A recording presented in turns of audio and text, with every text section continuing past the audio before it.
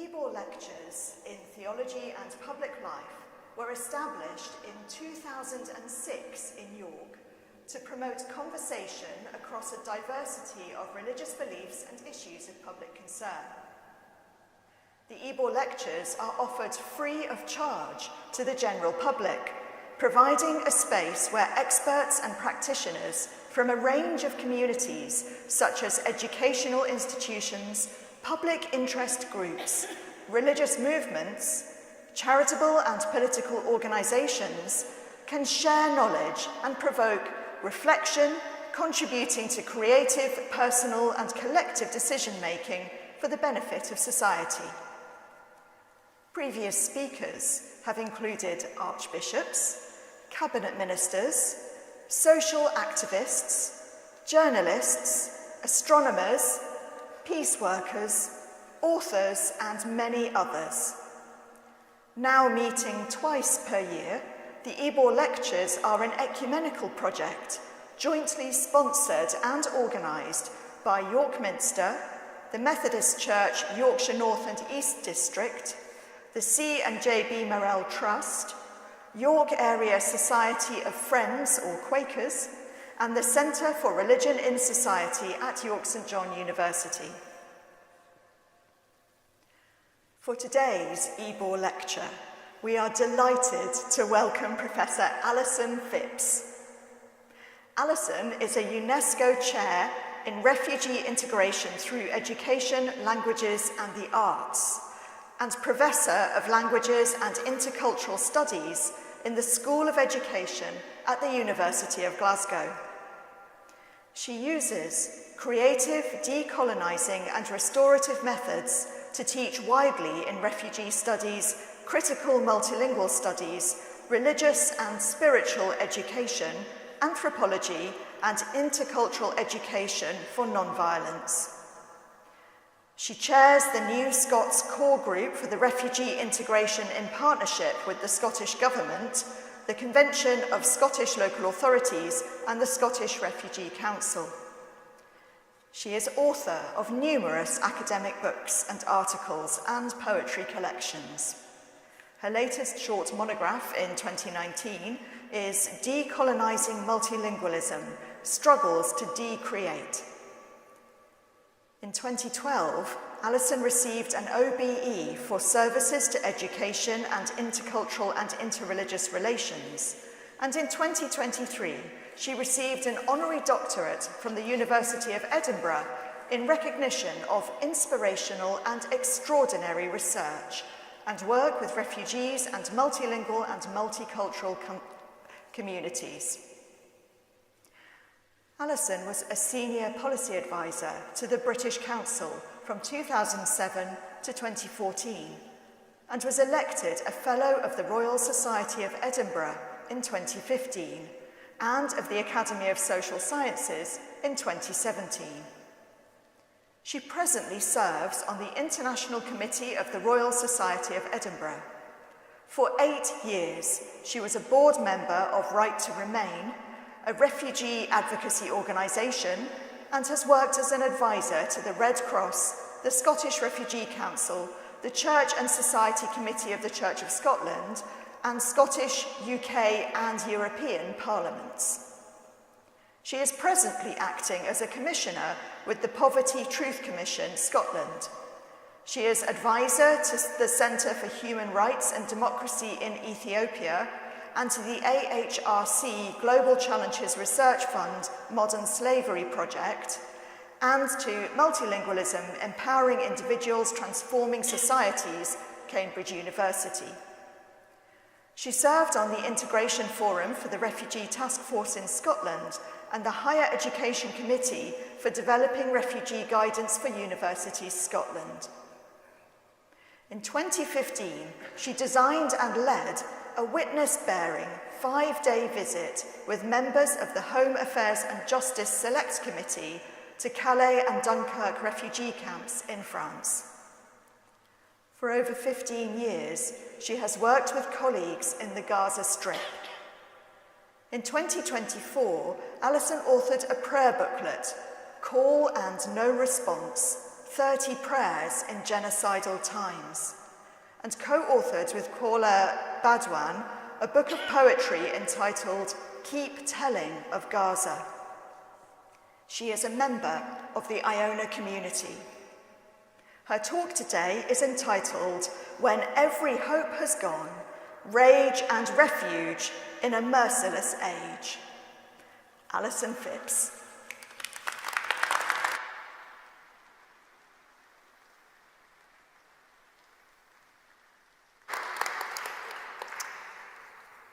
Thank you so much, Jane, for those kind words.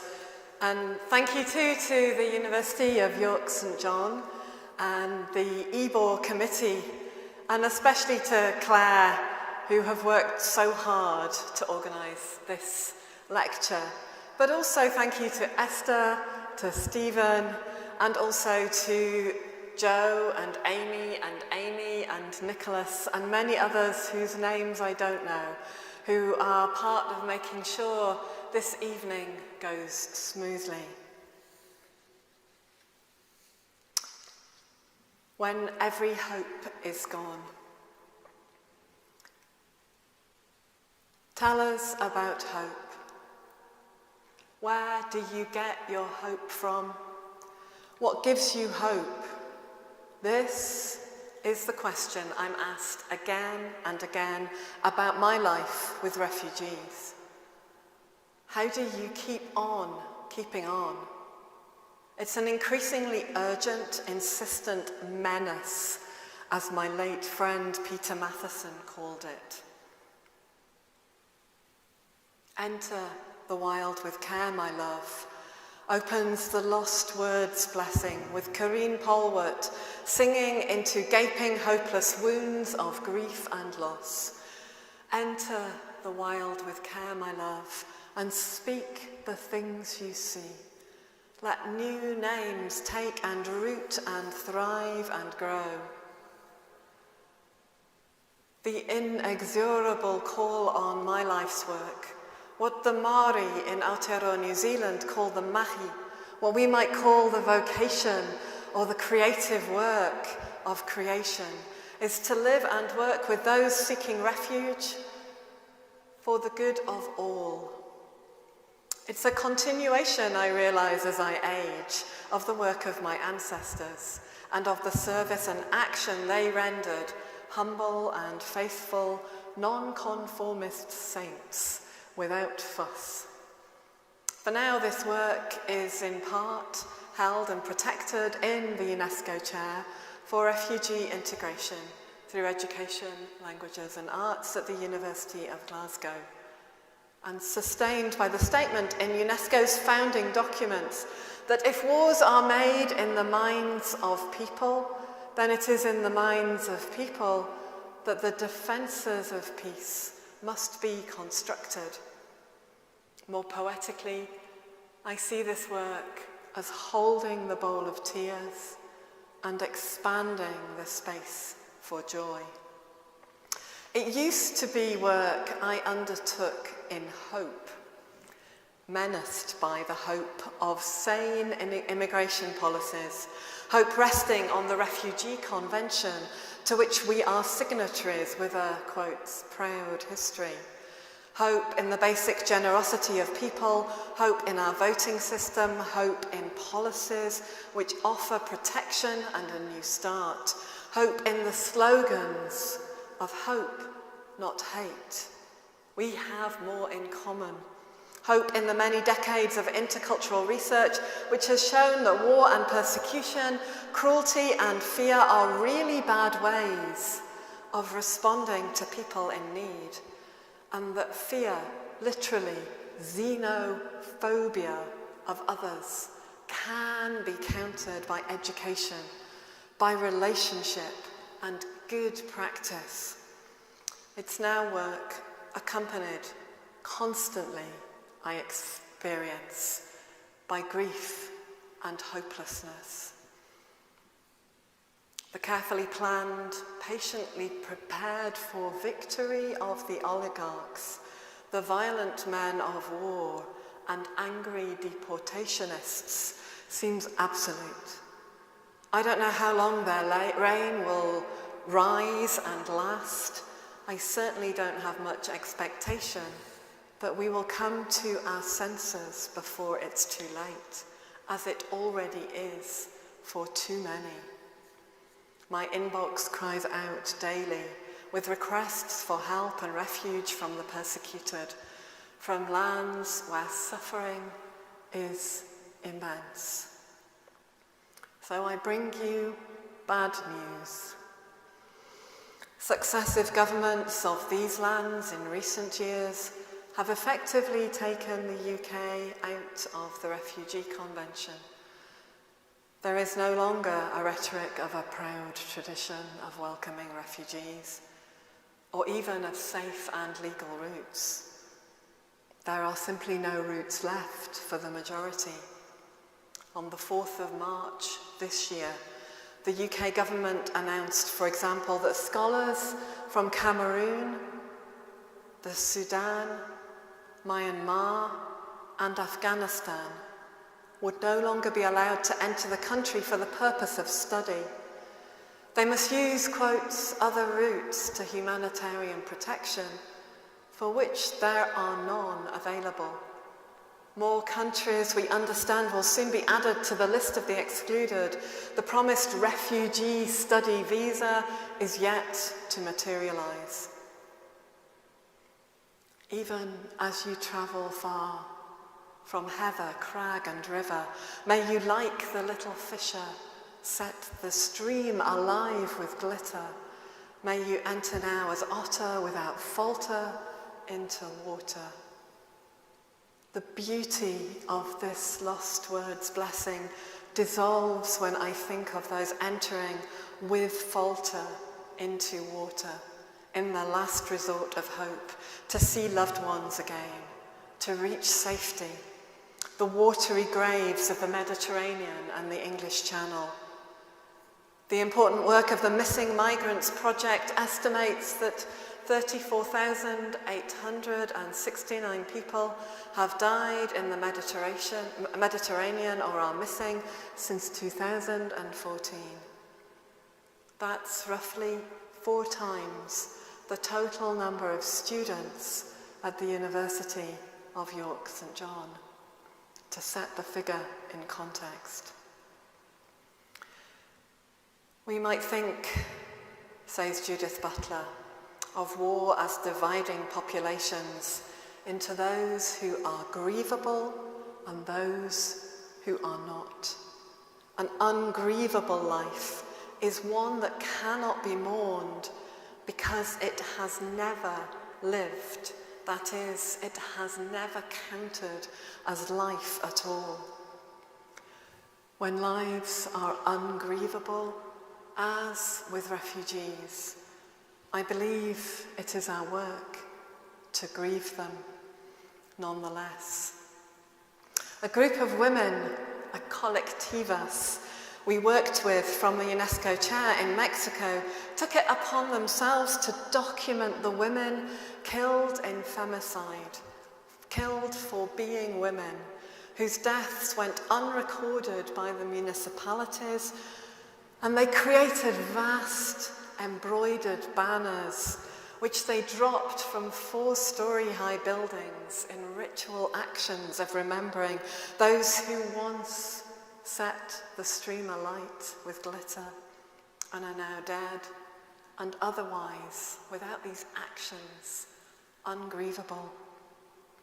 Hannah Rose Thomas, my recent PhD student and portrait artist, and our affiliate artists in residence, Idie Campbell and Robert McNeil in the UNESCO chair, have all understood that in a context of commemoration where the most painted person in the world was the late Queen Elizabeth II, leaning over a canvas to paint those who are deemed ungrievable with a brushstroke, oils, pastels, gold leaf or egg tempera, is an act of prayer, an assertion of grievability. But it is not hope. At times, this inexorable violence against people seeking protection engenders rage spilling over onto our streets. The kind of anger that comes in the face of intractable injustice and intractable ignorance, and the hopelessness of petition. Let's be really clear.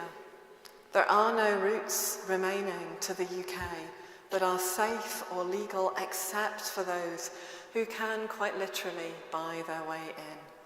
The immigration fees, health surcharges, financial obstacles are eye-watering.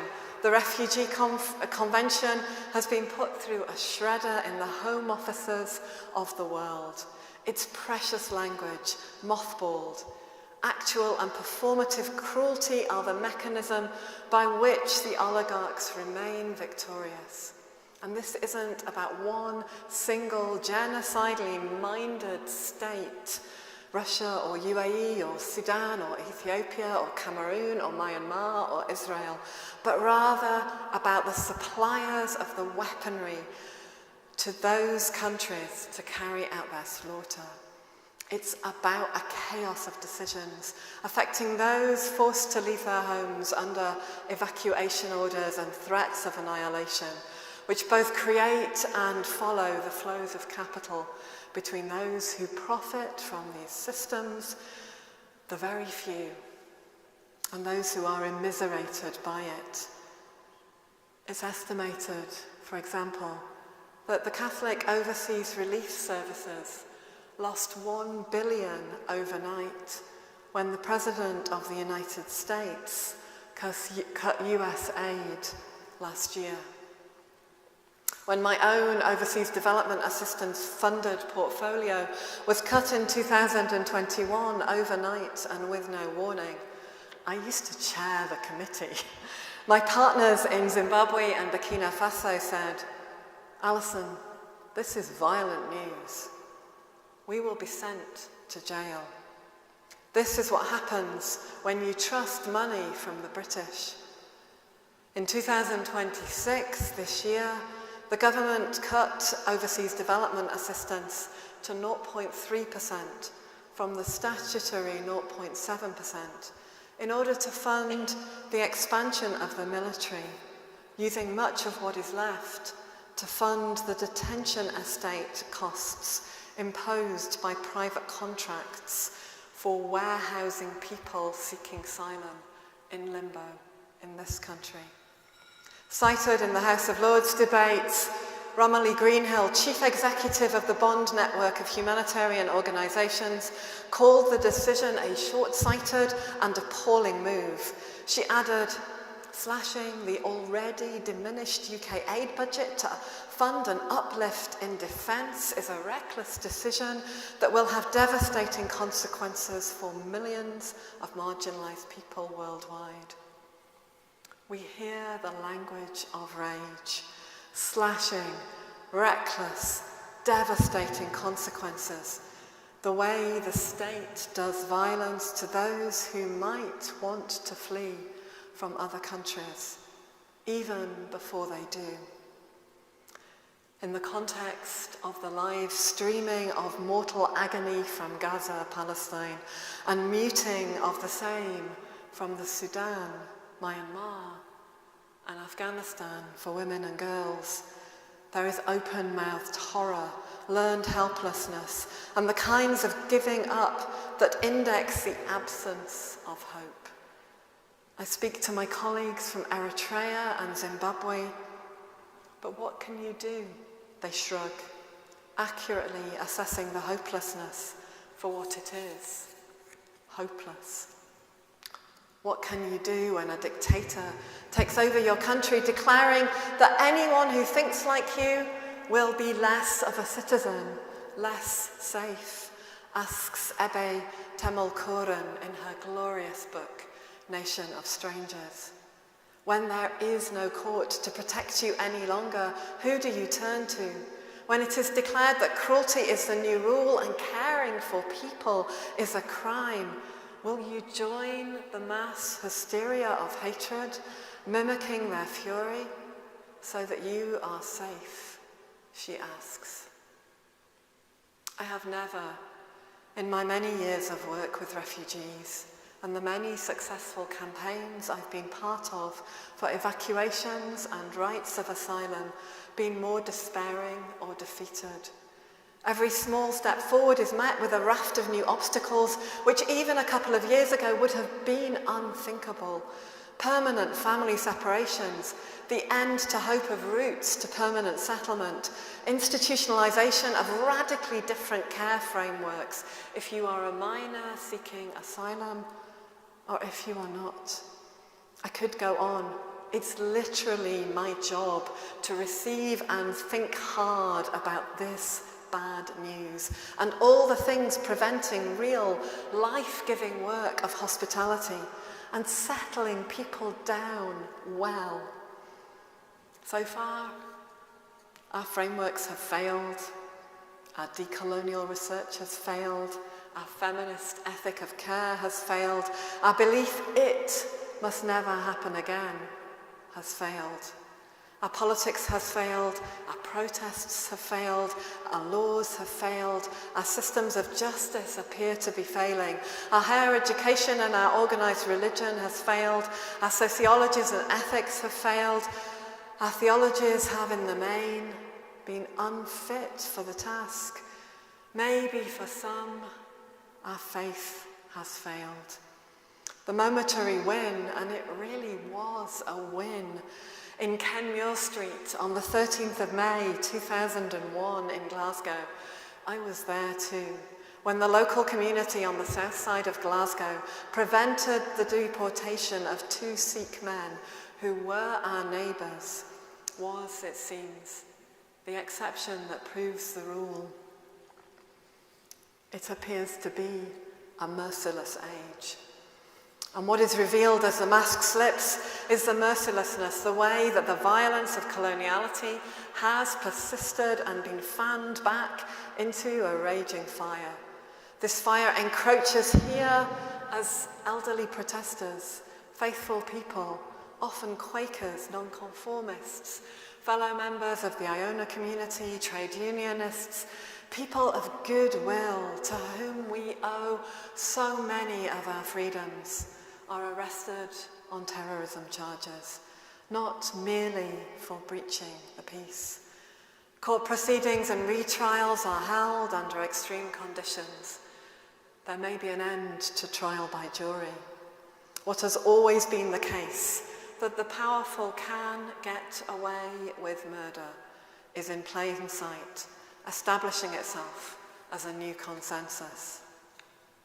Buckle up and ready yourselves for mass deportations and detentions, say several of our political parties. Performative cruelty, which is, importantly, actual cruelty, sees actual children taken from parents and carers. Integration with communities, which is the only way integration can happen, is a pipe dream. Look to the sky with care, my love, and speak the things you see. Let new names take and root and thrive and grow. It is in this merciless context of necropolitics, the politics of death, as Achille Mbembe terms it, that words from the Christian theological tradition have found themselves returning to the discourse of social, scientific and arts and humanities research, and also to the world of protest. Joy, charity cast as kindness, and hope. As they move from being words used within contested theological contexts to ones which have been sloganized, we have seen a consumerist desire emerge for those who bear the suffering to also perform the joy, kindness, and hope for us, to contribute hope. In his lecture, Is There Hope for the Holy Land, in St. Martin in the Fields in 2025, Daniel Munyaya, speaking on a visit from his home in the occupied Palestinian territories, said, "For Palestinians to talk about hope during these times is absurd. And this is a conversation that needs to be managed very carefully," he said. In Palestine, In the Palestinian context, hope has been misused and abused. Why, he asks, do people need to jump to hope all the time? What about the reality of our suffering, our need for justice? Why do you need Palestinians to be hopeful? It's as if we always need something from the oppressed to make us feel better. Munya continues that hope becomes a wishful thing, a type of quick medicine for the tragedies of Palestine. People have turned hope into a means of evading responsibility and becoming passive. If Palestinians are hopeful, we can feel better, be optimistic. But hope, he says, is not optimism. This is another age of monsters, an age of absurdity, an age which places our greed for hope under erasure, an age where everyone is talking about kindness and compassion or asking, where is your humanity? An age where public life discourse coarsens, ill-informed and frightened mobs turn up to yell abuse. Pedo, rapist, outside the UK's lucrative for-profit ex-hotel detention estate, beating down on others because it feels good to win for a moment like that, violently, for a moment, before the regret inevitably creeps in and lasts a lifetime. Kindness is on every focus group and staff survey and book title in my field. Hope is in the title of every postdoc application crossing my desk, betraying the failure of politics and imagination.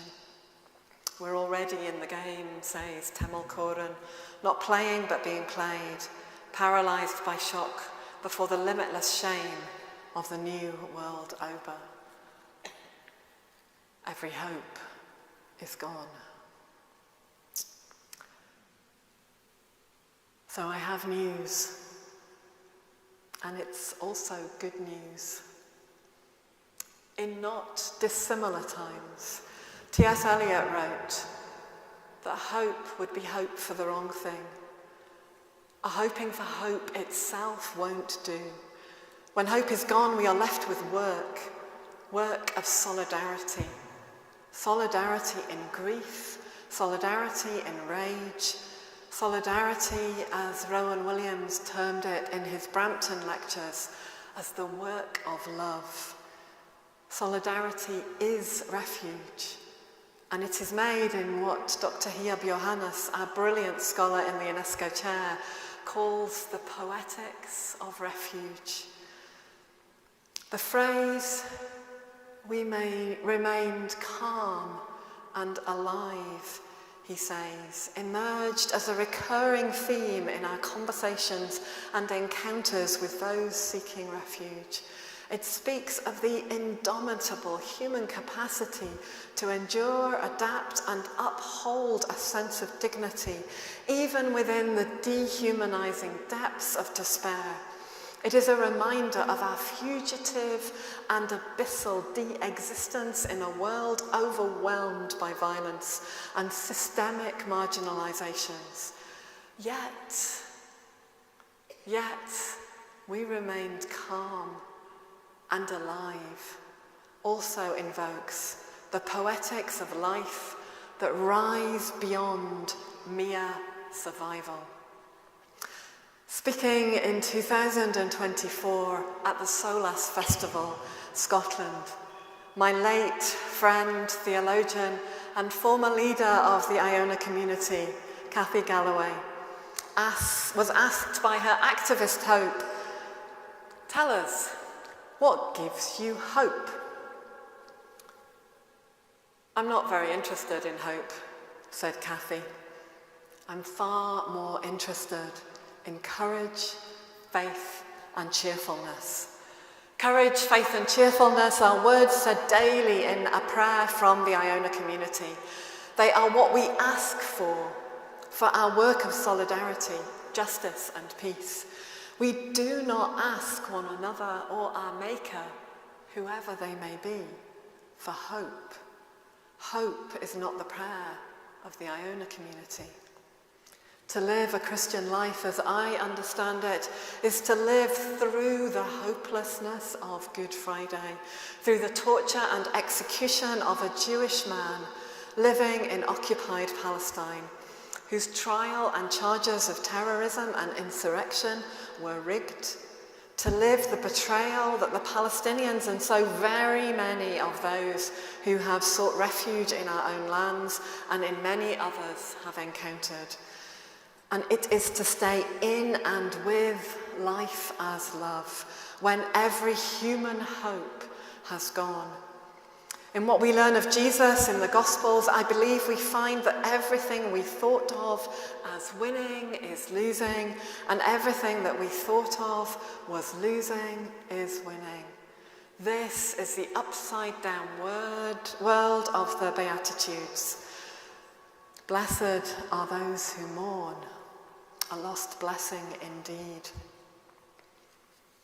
And in the dead of light, by darling, find the gleaming eye of starling, like the little aviator, sing your heart to all dark matter, goes the lost blessing. We don't know how long this particular victory of the oligarchs will last. We do know that the asylum and refugee system in its entirety enhances the colonial foundations upon which it is built. It others, denies agency, silences, enacts suspicion. It's racially selective, it's linguistically monoglot, it's radically unfit for the purpose of refugee protection, and entirely in the service of disposability of human beings tagged with labels of ungrievability by the Home Office here, but also elsewhere, and their equivalents in South Africa or Argentina or the United States or Ethiopia.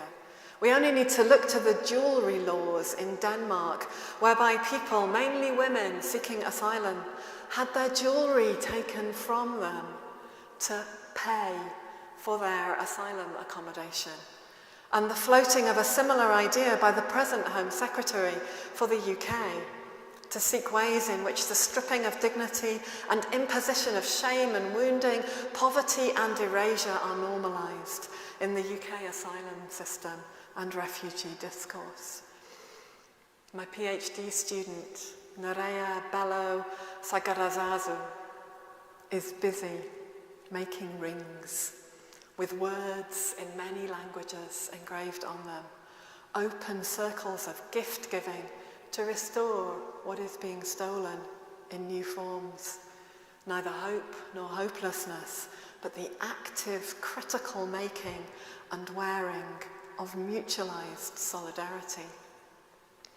This is the refuge of poetics in our merciless age. Because maybe there is another tonality to be heard in this, between the grief and the rage. Because you are, I expect, exhausted by this too, by this hopelessness, this endless forwarding of outrage, horror, helplessness. Not everyone is inside the stories. Not everyone has been asked to hand fast to courage, faith and cheerfulness. And as David Graeber says, many are excluded by circumstance, even from the material privilege of doing good. At the height of campaigning for the evacuation of 88 full scholarship holders from the Gaza Strip to the United Kingdom this year to take up their scholarships to study at universities, I had the fortune to be in a room with a senior civil servant from the Foreign and Commonwealth Office. So I took the opportunity to raise the question of the Gaza evacuations and parity with other contexts. If I thought it would help, I said, I would get down on my knees and beg. The official looked me in the eye, declaring, "It will never happen," and smiling pityingly with a hint of ridicule, "It must be very difficult for you to ask me this on behalf of others. When the 88th student arrived and I greeted them at the airport, I did remember this conversation. It had been a hopeless moment, but honest too, that conversation. And yet I did go home from the airport on that day, that joyful day, with a momentary swagger, the momentary uncomfortable refuge of winning. Rowan Williams says in his lectures to the World Community of Christian Meditation, I sometimes wonder what life in the church would be like if we had never developed the concept of winning and losing. There is not going to be a situation of sublime clarity in which one group's views will prevail because the other group simply says, oh, I see it all now. The commodification and greed for hope is bound into an idea of winning. So I'd like to ask what our culture and society might look like ordinarily, if we're not in the shallow business of just winning or losing, of beating the other side. And even as you stumble through Macha sands eroding, wait without hope on those systems that have failed. Let them be irredeemable for now. When our foster daughter was age disputed, as so many children have been, and taken from us into detention, threatened with deportation, moved from a legal system where she could receive legal aid to one where we had to raise £8,000 overnight, the neighbours just stepped in. Little donations, travel cards and casseroles galore. I didn't know what else to do, they said. So I made you some food and surprises. Our daughter's best friend's brother, Douglas, aged 10, came home at the height of this with a letter from his primary school saying his local member of the European Parliament, this was before Brexit, was going to be visiting, and would the children please prepare questions? Douglas said he wanted to know why his sister's best friend, our daughter, Rima, who'd already been separated from her parents once, had to be separated again. The MEP, Catherine Steeler, was so moved by his question that she took the slot she'd drawn for asking a question of the President of the European Parliament to ask the question posed to her by Douglas, aged 10. We didn't know at the time, but that kind of question triggers a good deal of action, and the UK government were asked to allow the claim, and all those like it, and to act the spirit and the letter of the law. Detentions of children in the UK stopped. Dublin 3 was brought into place, and our campaign was one of those reasons. Our daughter was recognised as a refugee and is a citizen now. Through most of this time, I was hopeless, experiencing the full violence of the immigration system against the force of our love. For a few precious years, we did indeed see an alleviation for children in the asylum system in the UK. Children are back in the detention estate now. Age dispute has got worse. But we learned something then about digging in for the long term and about trusting in the unexpected, like the chance question of a 10-year-old, and not giving up. Bambalela is a song from South Africa. Never give up.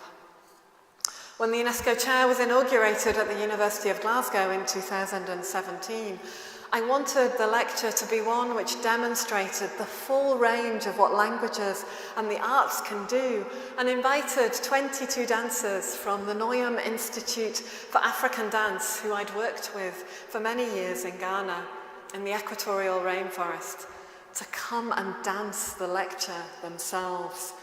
Many had, of course, never travelled from their hometown, didn't have birth certificates, immunisations, let alone been on a plane, or passports. All but 2 were initially refused by the Home Office on grounds that they must be lying about knowing me, a UK professor and UNESCO chair. It took questions in the House of Commons and a media campaign for this and other similar examples, there have been many, to mean that eventually all but 2 did arrive and danced the lecture. In another case, I even received a late night message from a journalist and an MP saying, "Alison, you can stand down. The Daily Mail are demanding that the visas are granted."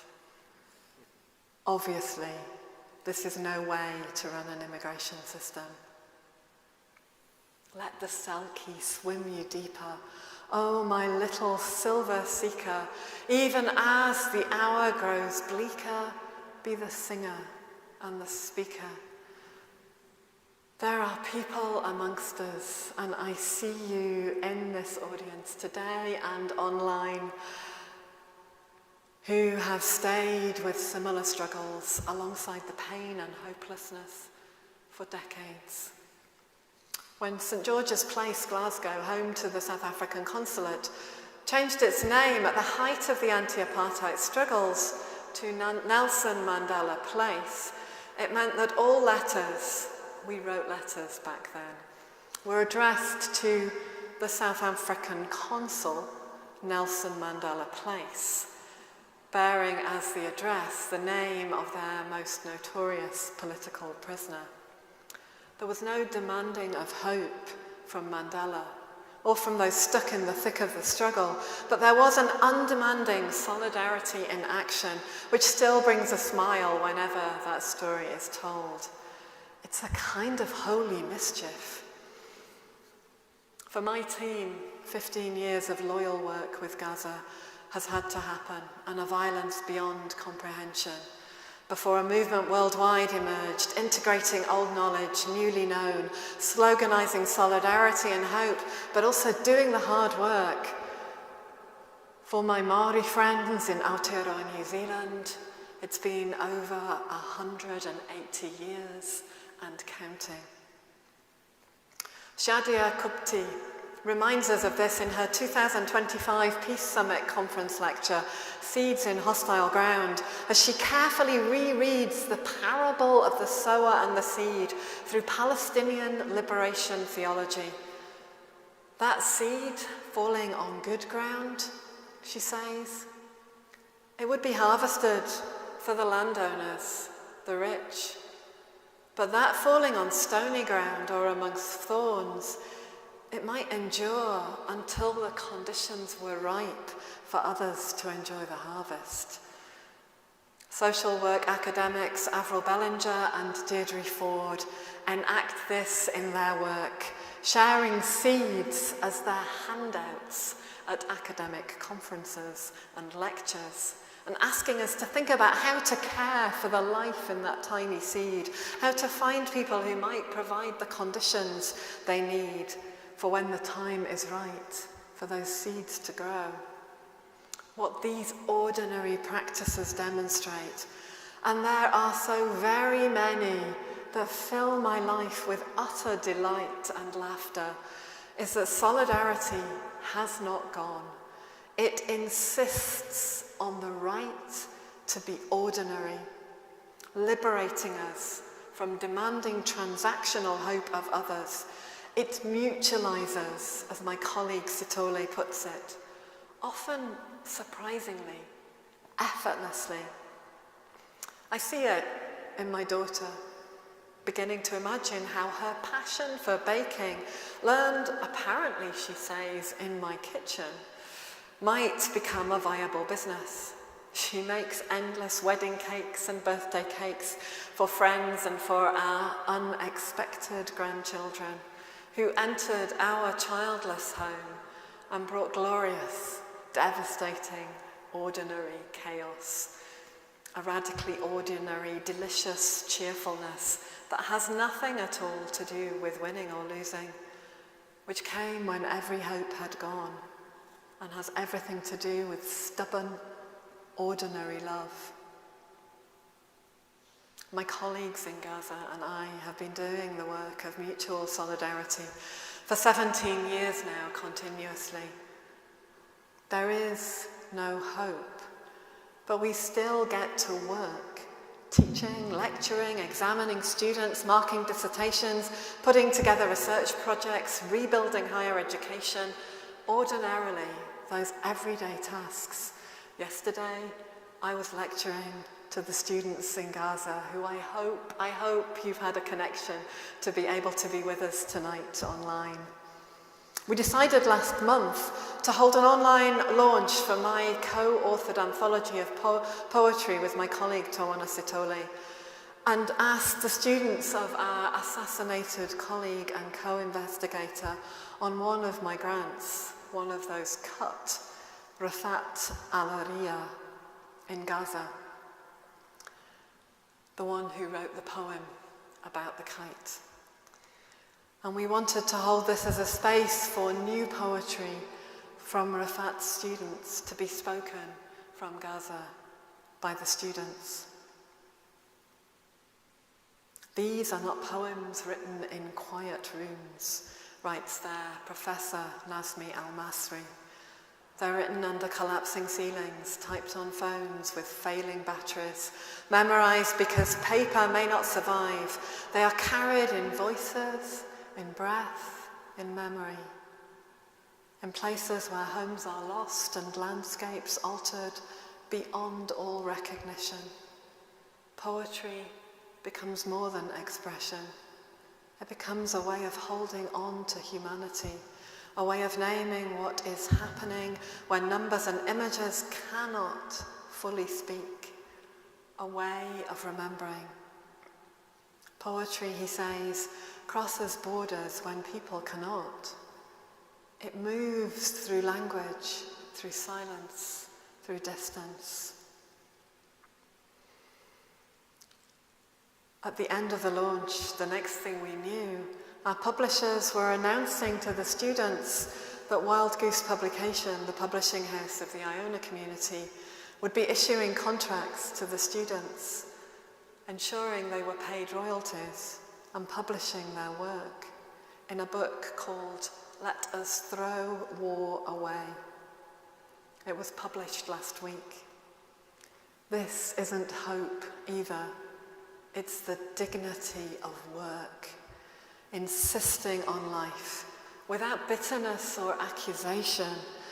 This was just what this small publishing house could do then and there, so it did it. The Lost Words blessing ends with the words, "When every hope is gone, may the raven call you home."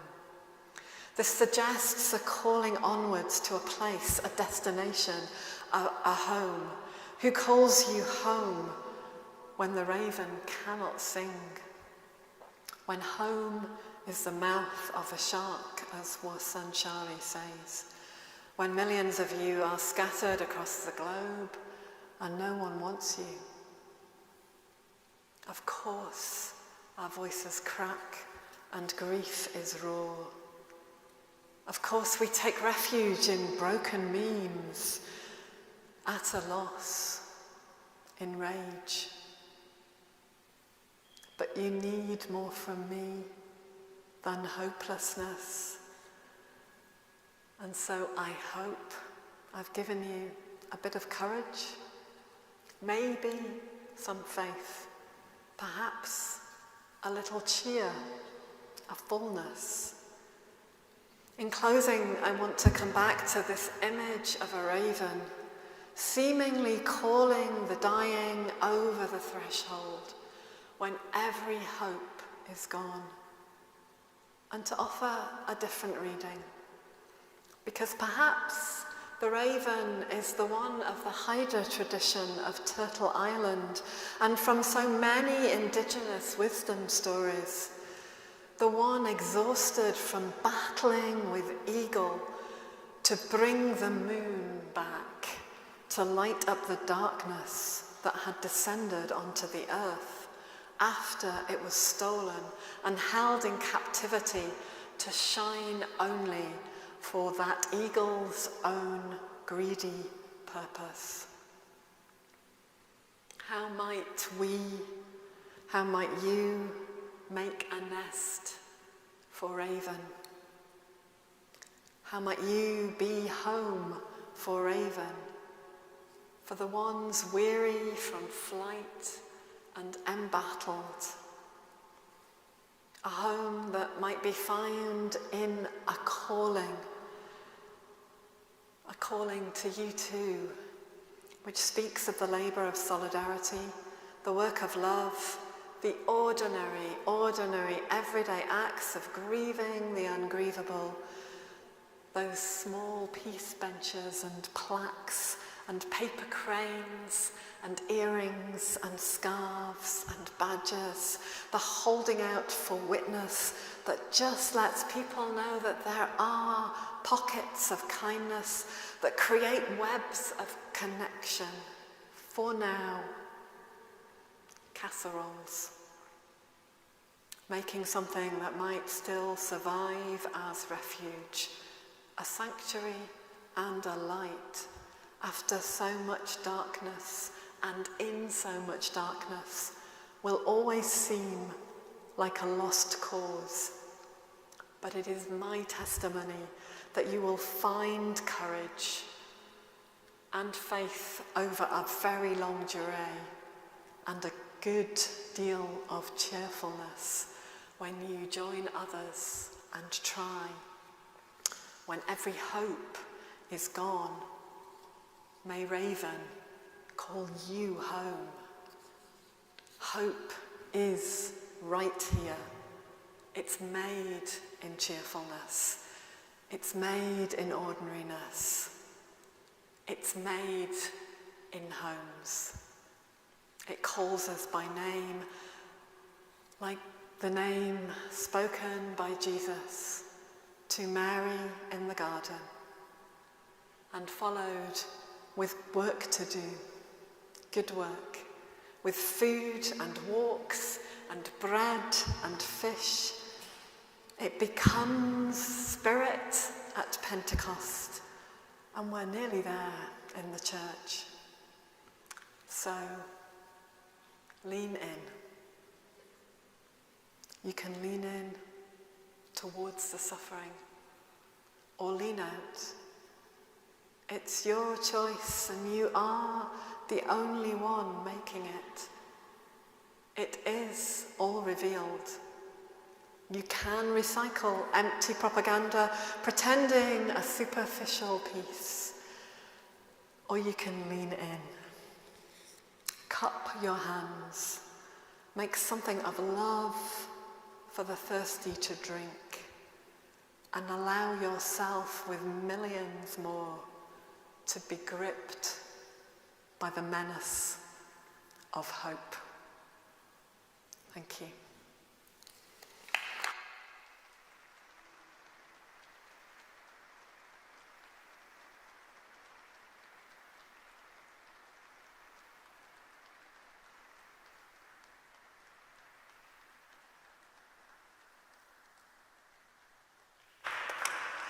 Alison, thank you so much for an extraordinary and compelling walk through hopelessness with courage, faith, and cheerfulness. We're going to have some time for questions now, but in order to just allow the words to settle with you, I'm just going to offer you a moment to think what questions you might have, perhaps to just have a word with your neighbour and see what has landed with them. So I'll just give you a moment to do that, and then I'll call you back together for our first questions.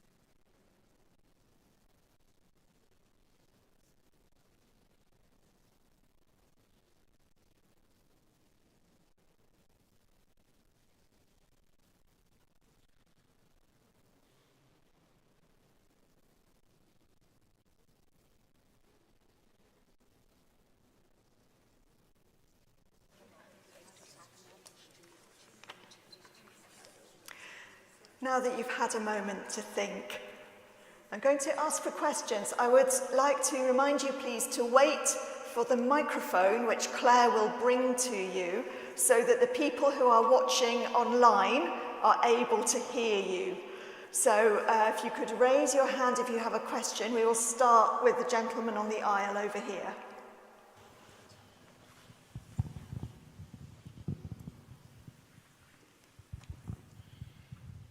Thank you very much. I couldn't make up my mind whether you're hopeless or hopeful. But to take a specific example, given the genocidal instincts of the Israeli government and the apparent hopelessness of the Palestinian people, you've used the phrase "when all hope is gone." Would you describe that as appropriate to the position of the Palestinian people, or do you still have hope? So I would want the Palestinian people to answer that question themselves. But from many years of listening to the answer to that question, there have been many different responses. I think this moment today is pretty hopeless. I don't see any material change coming anytime soon. But I think that in that work of solidarity, which is where when I return to hope, I find hope, that is where the work needs to continue to be done, as it's been done for 78 years and counting. And that it's in the sustaining of that work that each generation will find its own definition of what it means by hopelessness and hope.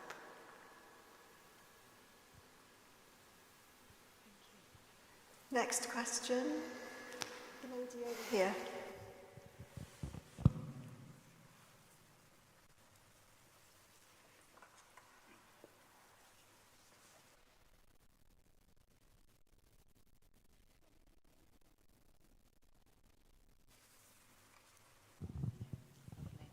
Yeah, I just want to say thank you, first of all. So my question is kind of twofold. So what practical solutions would you say, or would you suggest, for healing fractures in a society currently full of hatred and division in the name of religion? But also, I would specifically also ask, how would you advise Christians to reclaim a religion that I would say has been hijacked by the far right? Thank you. Thank you. I'll answer the second bit first. So I've found in liberation theology a great deal of strength. In the liberation theologies of South Africa, the liberation theologies of women, the liberation theologies of LGBTQI people, the liberation theologies that have come from so many different parts of the world that have insisted on reclaiming the foundations of Christian faith, be it in prayers or hymns, be it in the biblical text, and reading it again and again against the grain to see if there's anything left there after it's crumbled and turned to ashes, upon which we might build. And I absolutely commend the work of the Bethlehem Institute. Many of you may know the work of Munter Isaac, but also others who are reimagining what it means to do theology. What does it mean to do theology if you are Palestinian and every single time you go to church, you only hear about the winning of the people who are erasing your existence? How do you think against the grain of that? And these symbols are deep. Genocides are made in language and culture and theology, and sustained by language and culture and theology. So for me, that's been a sustaining place. And, particularly for people who identify as women amongst us, it has been extraordinary to discover the theologies that can liberate a text that is extraordinarily violent towards women in the Bible, and find those places where we might rest and where we might find a place to rebuild. So that's one of the places in that work, and it's a work of study, it's a work of the intellect and the mind, but it's also a work of poetry in hymns and prayers. And I think we then find it also, we see it time and again in the communities who have already been so marginalised. In many ways, I think within the UK, the privilege is only just being marginalised right now. And I can see that my namesake, Alison Phipps, is sitting in the audience. It's wonderful. It's the first time I've met her in person. She wrote a glorious book called Me, Not You, about the way in which women like myself will centre our own suffering in order to erase the suffering of others. And that's the move we have to make away from that. It's not about me. It's about us. It's about our work of solidarity together. And in all those places, and you can read Alison's scholarship, it's extraordinary, you will find people doing the work. And I suspect you know that already, because you'll have been doing the work for many years. Sustaining, holding together life, and making it into what might be called hope again, once it's been lost. Again and again and again and again, in ways which are often hidden and camouflaged and not available for us to see easily, because it has to be and held in many different languages worldwide. It's the work that Edouard Glissant talks of when he speaks of opacity, the need for people to be opaque to power, the right to opacity, the right not to be understood, the right not to be researched. And Eve Tuck, the scholar, says, ask yourself as a researcher if research is what's needed here. It might not be what's needed here. What might be needed here is a campaign to change the law, to change the minds of the powerful, as we have done again and again and again, but without any expectation that it will happen in my lifetime so I can get the glory. It's about digging in and putting the structures in for the longue durée. So I think for me that's what is required for our theologies, our churches, to find themselves again. I find it almost impossible to attend worship in most places other than within the silence of a Quaker service or within these liberatory theological contexts like the Iona Community, because I don't find the words sustain me. In fact, they enrage me. And I know that that's the truth possibly given by what some might call the Holy Spirit. It's a work that's ongoing and escaping, but it's a call into something different. Thank you. Do we have another question?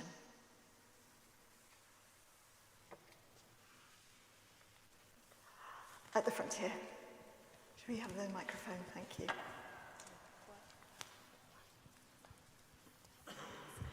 Thank you very much. It was very thought-provoking. I'd like to pick up on the previous question, and if I understood you, your answer to the question about the discovery or revivification of hope was a reference to liberation theology. And I suppose this is really crass, but then I am really crass. What about politics? What about politics? I mean, it seems to me that that's where change, not everyone will find hope in theology, any kind of theology, but what's really needed when I look at the refugee situation, which you spoke about very, very eloquently indeed, is we need a political solution here. And I guess my question is the bigger one. What do you see as the relationship then between that theology of hope and the politics of hope? Thank you. It's a big question. It's a question for a book, I think. But it's absolutely political work. And for me, there is no division between the theological and the political. For many, there is. There's been a separation of church and state that is used for nefarious means to enable that ungrievability. And for me, it's very much held in the work of what we might, in old-fashioned theological language, call prophecy. The prophets are the ones who come crying in the desert, telling the truth, saying, this is not true, that people must be maligned and abused and deported and murdered. This is true. Love is found in action. And for me, those words, the words of resurrection, we might call it, the words of arising, they are political words. They are spoken into a deeply abusing, torturous political context when we receive those stories, as we do, of Good Friday and Easter Saturday and Easter Sunday. It's political. These actions are political. The formation of genocides, of ethnic cleansing are done in the cultural language of politics, trying to get the church politically to come on board, as it so often does, and always has to repent, to turn again from that when it does it. But for me, I cannot imagine a separation between that. And within the Iona community, we always say there is no division between worship and work, and that liturgy, the work of the people of God as it is defined, will flow out into the work of the life of the world. And I know that's a deep principle within Quakerism particularly.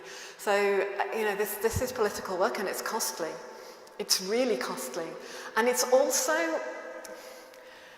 many people are looking for a story of it as kind of the action on the street corner, the speaking out, the holding a slogan, the many amazing things that people have done over the years of protest, and the people that I stand on the shoulders of giants, of people like Brian Quayle and Helen Stephen and Alan Moxley and Kathy Galloway and Jan Such Pickard, and the list is just endless, of the people in my tradition who have forged a prophetic witness that is costly and sacrificial, and has seen them in court, and has seen them arrested, and has seen them taken to prison, and has seen them fined for standing in the gap in solidarity with those who have no one left to speak for them.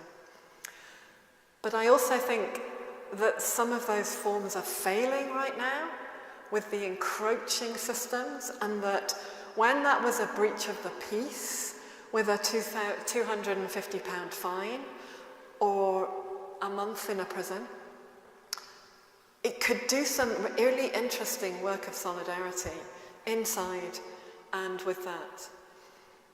Now I'm not so sure, and that's partly where my hopelessness comes from, and why I've needed to deconstruct hope and recast it as courage, faith and cheerfulness. Maybe some will need to do that now, very costly work, as they are doing, those who are awaiting trial or whose trials have been rigged, and who are facing charges of up to 100 years in prison. But I think there's also something else, which is work which we as academics and others inside bureaucratic institutions can be very good at, which is what I often call bureaucratic activism. I look at some of the campaigns that I've been part of, and I get to sleep at night not by counting sheep, but by counting the number of words I've filled in text boxes. And I know those forms intimately. I've had to fill them in many times in my institution or alongside people. And it can often, just for one, what we might call a win in a rather shallow theology, but for one moment of, perhaps a better word for it is a resurrection, a life that can be lived again in ordinary ways, there can be 4 million words. And that's no exaggeration. They need to be written on a form. So those people who know how to fill out forms, you're really useful. And one of the former leaders of the Iona community, Ron Ferguson, used to say that the most spiritual decisions are made in the finance committees. I married an accountant. And I watch the wrestling with numbers and money, which is, this evil but redeemable form. And so I think this is a work of politics deeply and profoundly. I don't find a separation between it helpful. And I think within that work of politics and theology, for those moved to act, there will be something for us to do that isn't necessarily the shape that we think it has to look like, or might have looked like in the past. Thank you. I think we have time for one more question, and I just saw a hand go up just here on the aisle. Thank you, Alison. If I could just say an observation from the first question back there. There was a lovely moment last week, well, I thought it was lovely, when the terrible Jerusalem parade was going through Jerusalem, with lots of people, lots of Israelis saying death to the Arabs. At the same time, there was a group called the Rabbis for Human Rights, who, along with Christians and others, stood outside the shops of Palestinian Arabs and protected them. And I guess for me that's that solidarity and even a glimpse of maybe slightly hopefulness within a sea of hopelessness. I guess my question as a clergyman who works in a church that is very into efficiency and growth and doing well, which the Church of England seems to have got a narrative around. I guess my question is, what is the purpose of prayer? Why do we pray? How do we pray? What's the point of prayer? The wonderful theologian Walter Wink, in his extraordinary trilogy, the Powers trilogy, which is kind of like that thick to read, naming the powers, unmasking the powers, engaging the powers, has a sentence in, I think, chapter 16, where he says, "We are not easily reduced to prayer." And I don't know exactly what prayer does, but I do know that there is a deep value in sitting in stillness and in gathering with others in stillness, with listening again and again and again and again to the same words that are said. There is a deep comfort in sitting with others who are engaging in an activity that is one which requires us to lay down all arms, one which always begins in praise and gratitude. R.S. Thomas, the Welsh poet, spoke of the disarming place of gratitude, and I take that literally as one where you lay down your arms. One which moves into a place where we might acknowledge our own need for mercy, our culpability, our absolute explicit and implicit binding into a belief in growth in numbers. My dear friend Leith Fisher, the late Leith Fisher, used to say, this is what he calls sin. It sticks to us like glue and none of us can escape it. So how might we stop and think and change from that? Maybe in a small way, maybe not.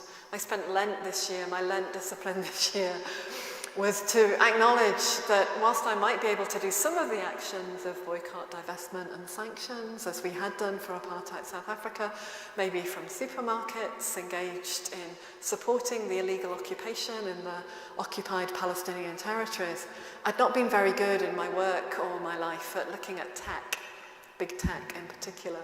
And my institution, like yours, will be buying from big technical corporations, great brands that we all know as part of our everyday lives that are also bound into the work of genocide at this moment in time.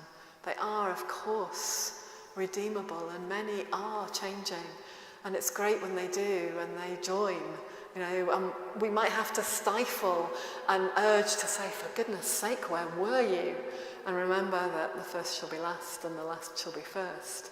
But I found it a great lightening discipline every day to unsubscribe, to switch providers, to look into the ethics of tech and see how I might lighten my life and draw that technological end of my life into a form of solidarity with many peoples worldwide whose minerals are being mined excessively in Zimbabwe, for example, and whose lives are being blighted, like many of our young people and like many people who turn to the hate speech online and who've been affected deeply by the hate speech online, might turn ourselves away from those forms.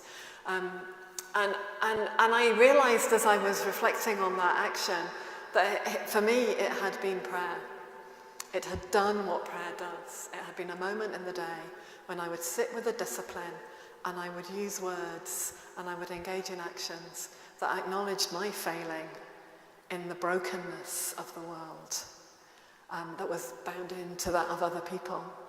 And then through that, for me, prayer then does become singing in the face of death, singing songs which are worthy to be sung, singing the songs of those who've written songs which are liberated from the shackles of theologies which destroy us and which proclaim death over life, but rather ones which absolutely insist on the courage, on the faith, on the cheerfulness.